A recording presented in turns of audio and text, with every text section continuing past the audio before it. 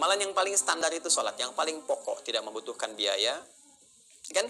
Kemudian juga semua kemampuan kita diberikan keluangan oleh Allah, kelapangan, nggak bisa berdiri, kita bisa duduk, nggak bisa duduk, bisa sambil berbaring, diberikan kelapangan yang sangat nyaman. Berbeda dengan zakat kan, yang ada nisabnya, ada haulnya, haji yang menggabungkan antara harta dengan fisik dan kondisi keadaan juga situasinya, gitu kan? Nah, salat, masya Allah, sangat lapang. Jadi cek di standar yang ini. Kalau kita ingin meningkatkan iman kita sehingga menguatkan imun kita, dari situ akan keluar nanti derivasi kata iman dari akarnya yang paling awal, yaitu al-amnu, aman, tenang. Jadi orang beriman itu, teman-teman, ketika imannya benar, imannya meningkat, maka yang pertama Allah berikan pada dirinya ketenangan. Ya, ketenangan. Ada perasaan tenang, nyaman, enak, damai gitu keadaan hati itu dalam segala suasana. Makanya masya Allah, riwayat yang sampai kepada kita ajaban ya li amril mu'min. Masya Allah, sangat mengagumkan perkara orang beriman itu, sangat mengagumkan. Ya, apabila dia mendapatkan kesuksesan dia bersyukur, apabila dia merasakan suasana duka dia pun bersabar. Jadi nggak ada bedanya antara suka dengan duka. Ya, jadi yang terlihat tuh yang dirasakan suasananya aja tidak sama, tapi cara menyikapinya karena diberikan tuntunan, jadi rasanya serupa, sama-sama ujian, sama-sama peningkatan kualitas, dan disikapi dengan cara yang bijak sehingga berhasil di situ.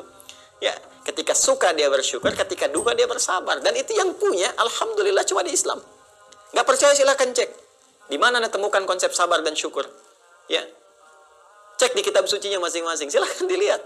Ya, tunjukkan gitu sabar dan syukur di mana ditemukannya perpaduan itu. Ya, cuma di Quran.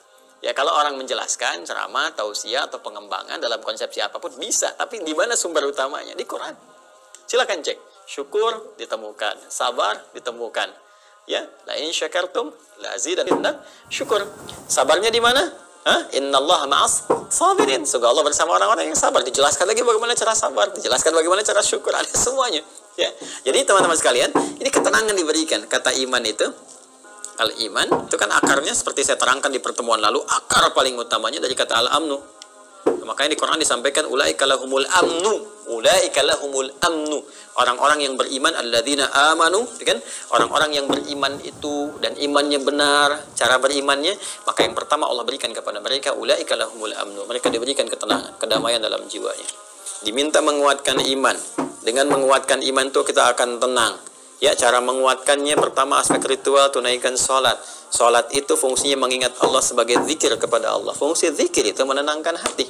Jadi semua terkorelasi. Nanti setelah hati tenang, ada kenyamanan dalam hati, al-insyirah itu, maka ketenangan itu akan membimbing kita beraktivitas, berikhtiar. Dan ketenangan itu yang menghadirkan petunjuk Allah datang. Makanya orang tenang itu cenderung bijak. Karena bisa menata semua pola-pola tindakan yang akan dia lakukan. Bertuturnya pun terasa. Ya, terasa lebih terstruktur, lebih rapi, lebih baik. Tindakannya lebih terukur. Karena dia punya peta-peta, pola-pola. Apa yang harus dia siapkan sebelum dia bertindak. Itu yang tenang. Ya, oke, sering saya katakan jiwa yang tenang melahirkan ibadah yang cemerlang. Jiwa yang tenang melahirkan kreativitas yang cemerlang. Jadi penting menjaga ketenangan jiwa itu. Ini, ya, konsepsinya ini. Sehingga tenang berkehidupan, tenang pulang, dan kembali kepada tempat yang menenangkan.